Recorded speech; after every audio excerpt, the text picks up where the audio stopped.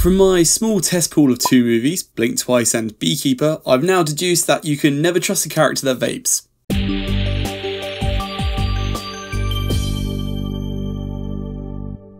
Blink Twice. When tech billionaire Slater King meets cocktail waitress Frida at his fundraising gala, he invites her to join him and his friends on a dream vacation on his private island. As strange things start to happen, Frida questions her reality. This, I believe, is the directorial debut of Zoë Kravitz, and I think she also has writing credits in this too. She's already a great actress, I loved her performance as Catwoman in The Batman, and now she's proved that she can be just as impressive off-screen as on-screen. What a first movie to jump out with. Such a well-wrapped thriller with sprinkles of comedy laced in between. It's a strange movie, don't get me wrong, especially the concept behind the reveal, but this is a spoiler-free review and I'm not going to give anything away that wasn't already in the trailer. The story behind this is kind of unsettling. I kind of felt like I needed to watch an episode of Bluey or something to cleanse my brain after having watched this.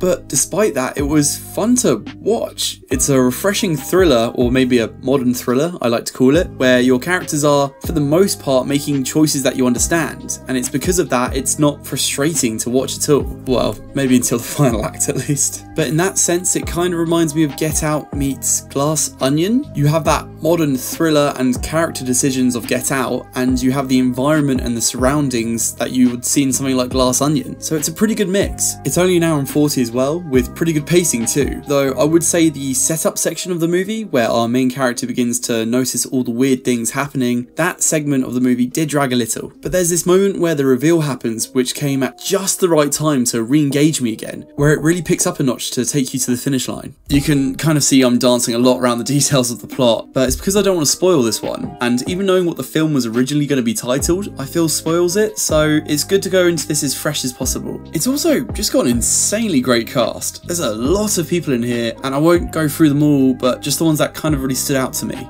Firstly, the man of the hour, Channing Tatum. God, he was just great in this. This fun mix of new money, rich kid energy, which slowly evolves into this mysterious maniac. It's not an overly animated performance, but he grabs your attention every time he's on screen. Also, I think Channing Tatum is dating Zoë Kravitz in real life, and I would love to see the conversation where Zoë Kravitz tells Channing Tatum that he would be the perfect person to play this maniacal sociopath. Our main character is then played by Naomi, who I think I've only ever seen her in Star Wars Episode 9, but she's also really good in this, and I'm going to couple her with Adria, Arjona, because these two at first were just fine to me, until about halfway through, where something big happens and all of a sudden their characters were just on a roll. Like, both of them together, navigating what was going on, was honestly so much fun to watch. Naomi really emphasised how fucked up everything was around them with this fear and adrenaline, while Adria Arjona unexpectedly was providing very fitting comedy relief moments. It was a great duo. The other mention I want to talk about is Haley Joel Osment, who most might associate as a kid from The Sixth Sense, but to me this guy's always just going to be Sora from Kingdom Hearts. Great seeing him back in a big feature film instead of just voice acting. He was really fun with the bits he had,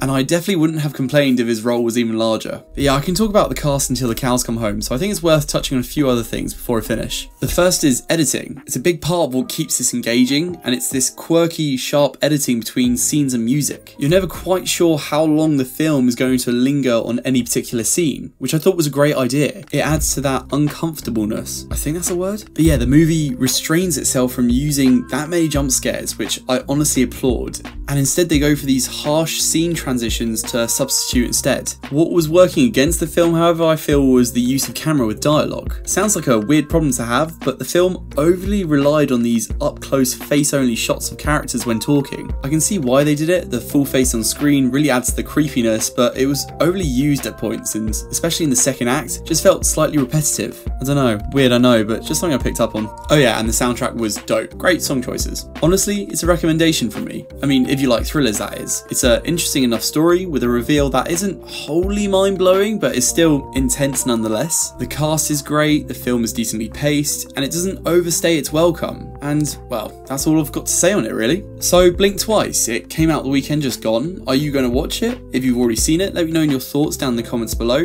If you found this review interesting, feel free to leave a like and subscribe and all that stuff. And as always, stay tuned for more reviews on movies, anime, and video games. Until next time, guys, take care. Bye-bye.